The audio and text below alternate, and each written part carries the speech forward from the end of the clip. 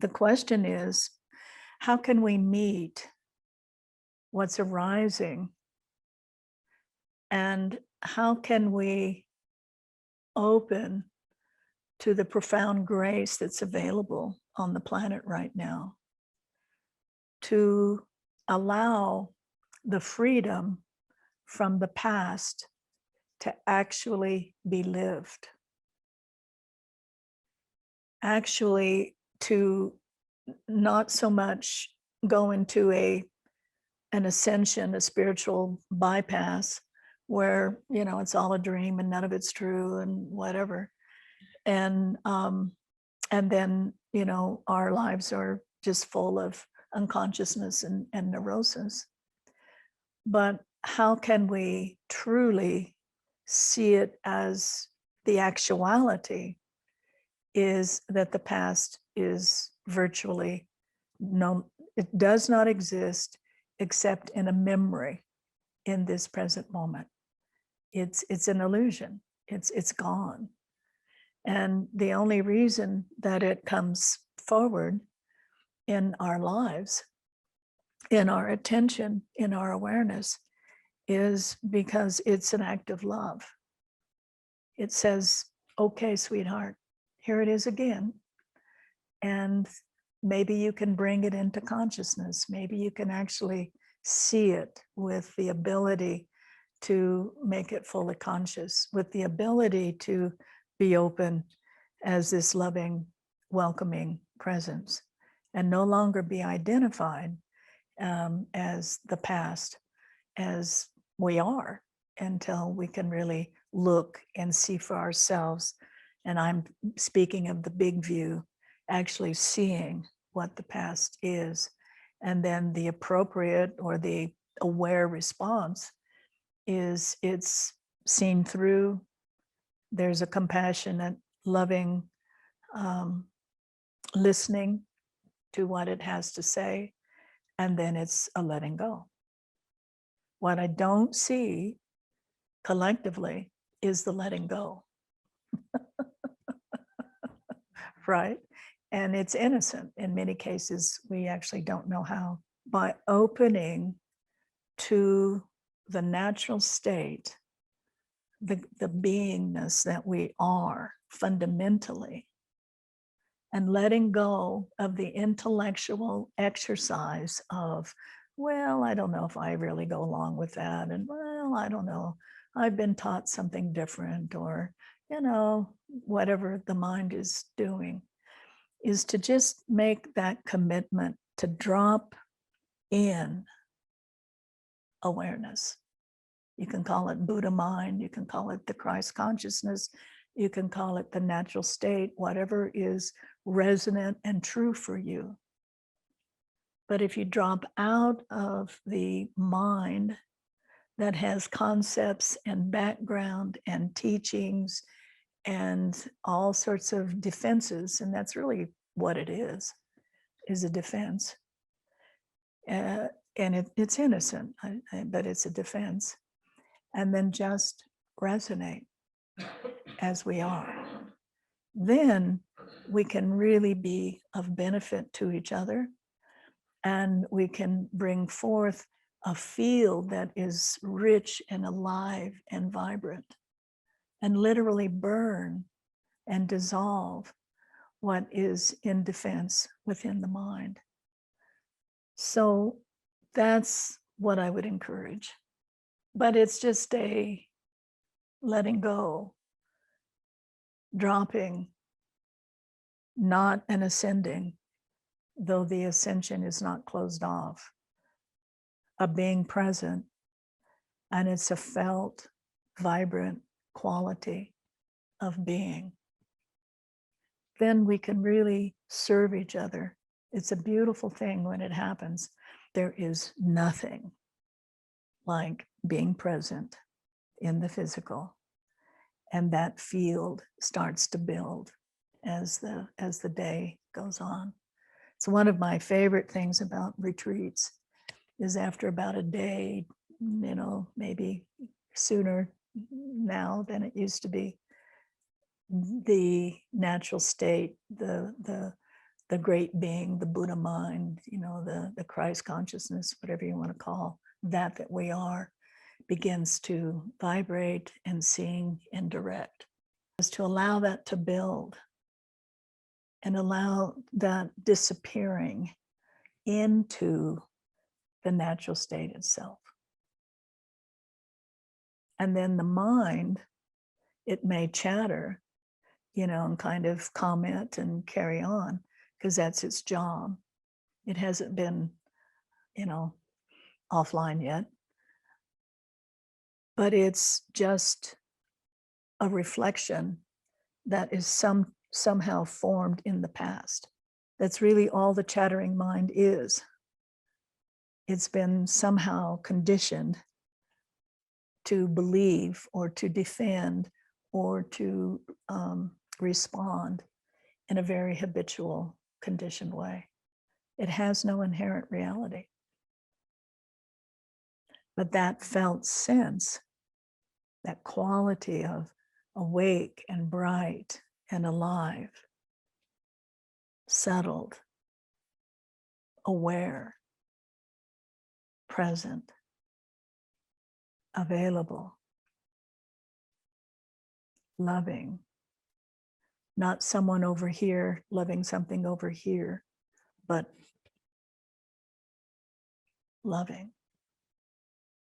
Then the mind on its own will start to either unravel this kind of ideals or ideas of what's true and what isn't, the habit of defense and conditioning from the past.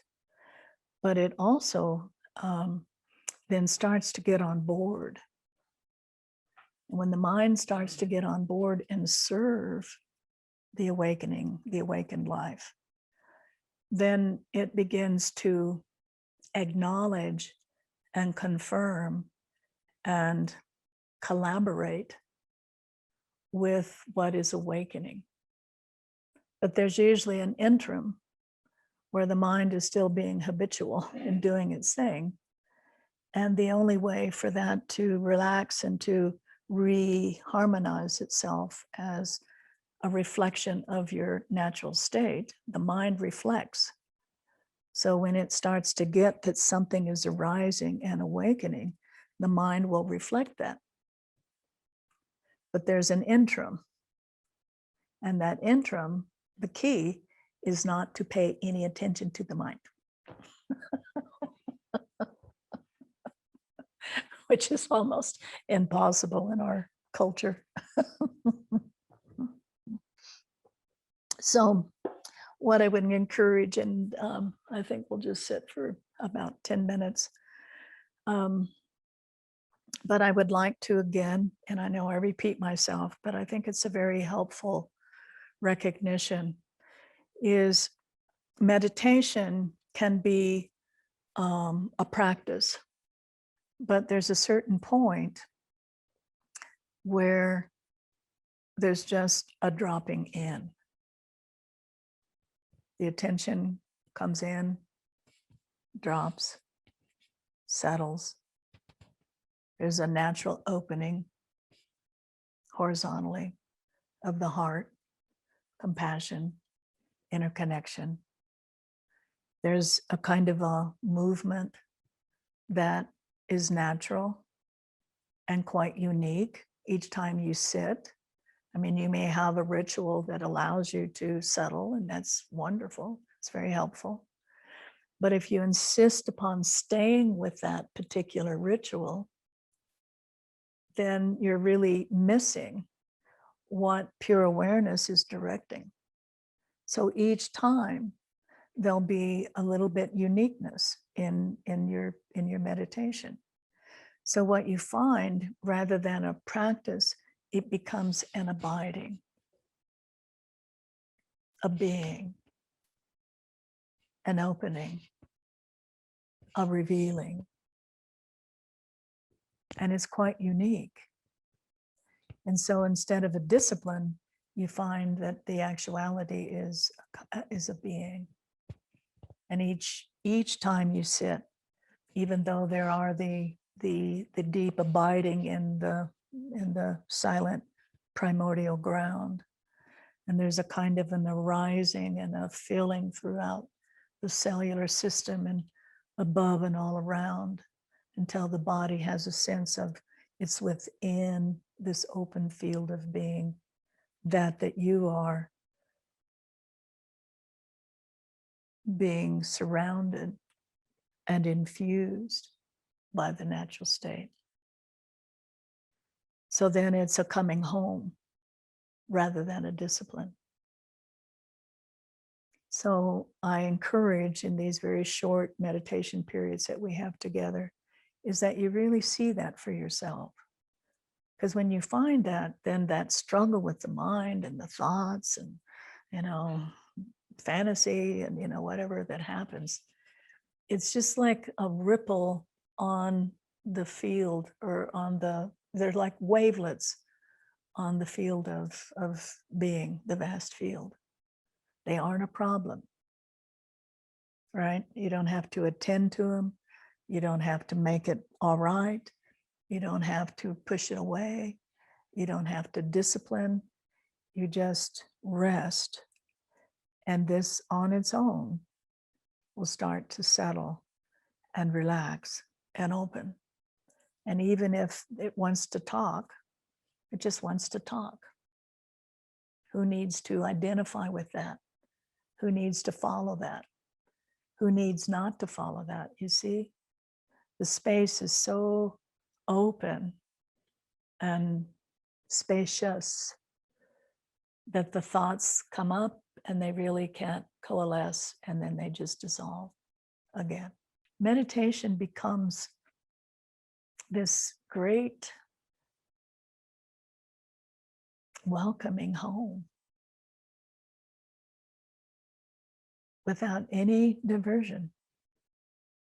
And maybe visions and insights and different, ways of revealing itself happens. And, we're witnessing this resting and abiding and being, and this infusion with vitality and home and nourishing and this sort of loving inclusion. Let's be together and sit together as we are.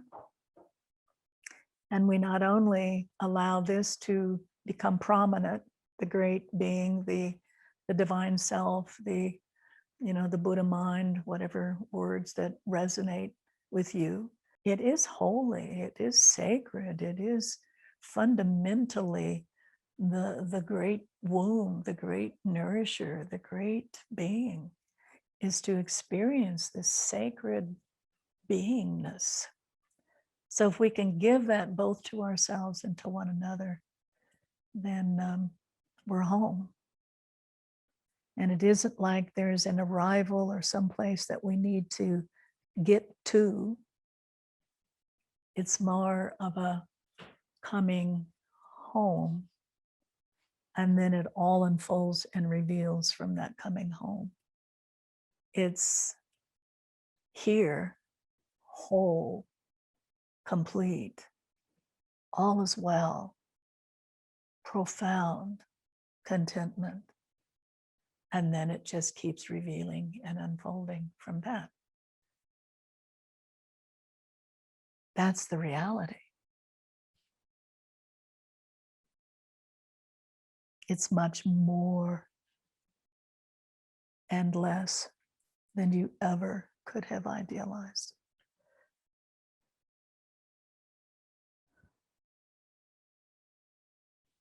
So let's just sit together and just pay attention. What's the mind, and what's the wavelets of mind, and what is the root essence that's below the mind, and that is so vast that whatever arises within it can come up, but then it dissolves. There's nothing there and no one grabbing or holding on or identifying.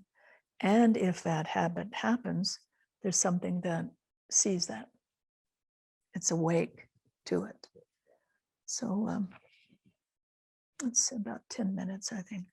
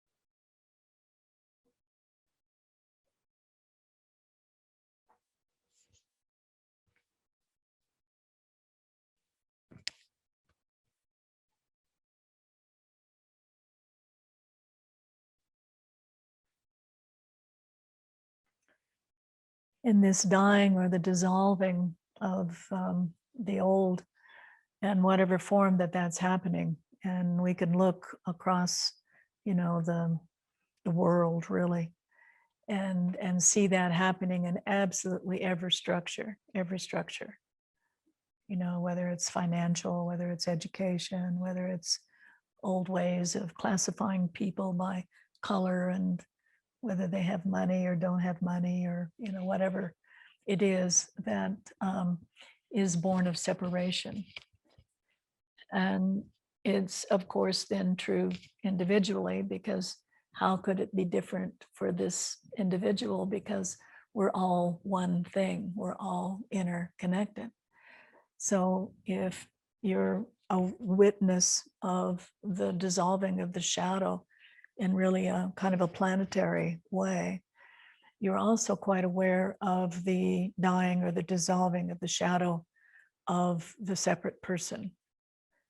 And it's a very powerful phase to move through, when the natural being, the truth of who you are, starts to like come up through the ego structure, and it begins to in a way search for itself.